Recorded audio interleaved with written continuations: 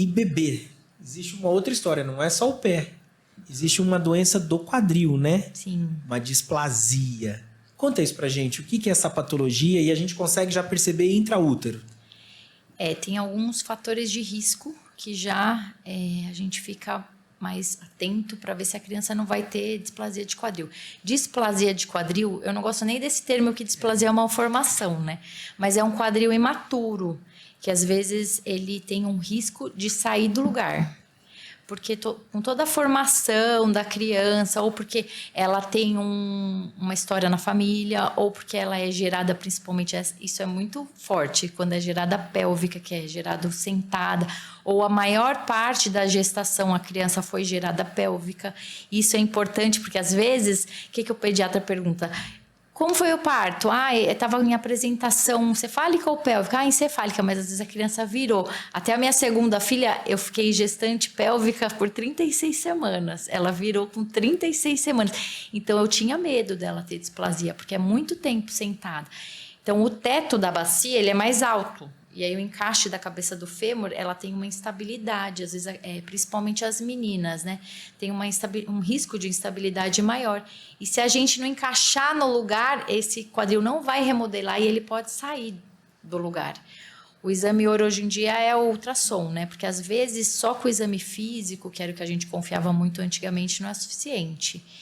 Se esse quadril sair do lugar e ninguém vê, essa criança começa a andar, ela é uma criança que anda como se uma perna fosse maior do que a outra.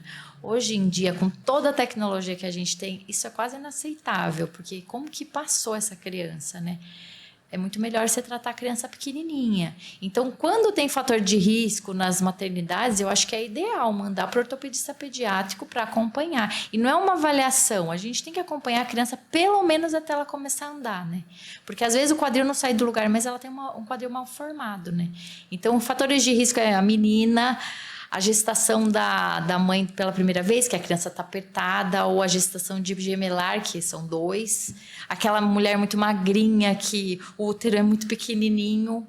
A criança pélvica, né, principalmente, e quando tem história familiar. E sente dor? A criança sente dor? O bebê não sente. Não? Não sente. Por isso que a gente tem que ficar muito em cima. Às vezes chega a criança no ambulatório com 7 dias. Fala, ai, doutora, por que tão cedo? Todo mundo fica insistindo. Tem que pegar agora. Se você começar a tratar antes dos 30 dias, assim, o prognóstico é muito melhor, né? O risco de evoluir mal é muito menor. Então, é isso que é ruim, né? A criança não tem nada, ninguém percebe nada, você mexe nada. Ela fica brava de você ficar segurando ela. Mas é muito importante, né? O tratamento no comecinho, assim. Então, nessa hora, o ortopedista pediátrico é muito importante. Eu brinco que meus encaixes são dos bebês, porque esses bebês eu quero ver toda semana. Até eu ficar tranquilo e falar, não, tá tudo bem, agora você pode vir de vez em quando. Mas se tiver isso, usa 2 fraldinhas, resolve, não resolve? Não tem essa história? Tem. Até meu pai usava 2 fraldas, né? Ele, mas não é só pôr 2 fraldas. Hoje a gente sabe que o tratamento é um suspensório que vai pôr a criança na posição certinha, que é o suspensório de Pavlik. Então, o tratamento é o suspensório de Pavlik. E a gente fala, evita a hiperextensão, né? Quando tá frio, aquele charutinho de deixar a criança muito esticadinha. Para evitar? Porque a hiperextensão é totalmente a posição do quadril não fisiológico. O quadril fisiológico ele é dobradinho, com a perninha para cima, que é a posição do suspensório. Então, tem estudos em tribos, né, que tem mais risco de displasia, porque culturalmente eles enrolavam as crianças, né?